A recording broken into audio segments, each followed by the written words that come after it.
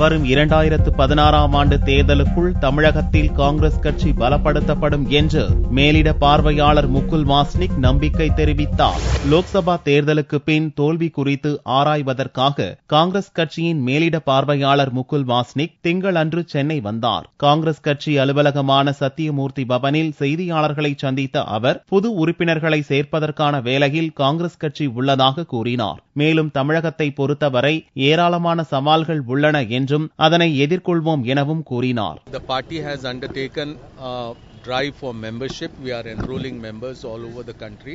We as a political party, we are aware that we have many challenges to overcome in the state of Tamil Nadu. I am confident that the party, men and women all over, including young and old, will come together and overcome the challenges which we are faced with. முன்னதாக புதுச்சேரி சென்றவர் அங்கும் கட்சி உறுப்பினர்கள் கட்சியின் வளர்ச்சி குறித்து ஏராளமான ஆலோசனைகளை அளித்துள்ளனர் எனவும் இவை கட்சியின் மேலிடத்துக்கு கொண்டு செல்லப்படும் எனவும் கூறினார்.